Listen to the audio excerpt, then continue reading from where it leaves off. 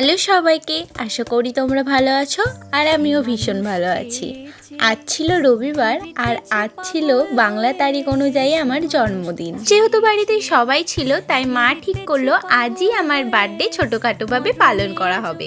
বলো কার বার্থডে আজকে? আজকে মামনির বার্থডে। হ্যাপি বার্থডে বলো। Happy birthday. Thank you.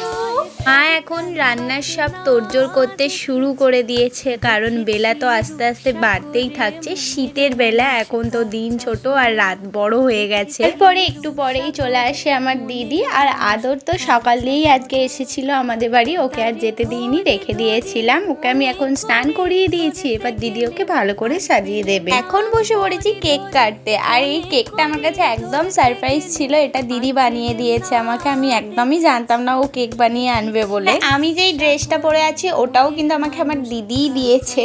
একটু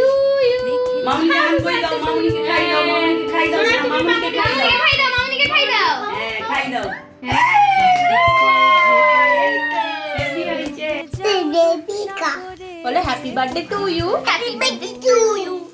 happy birthday to you. Happy birthday two.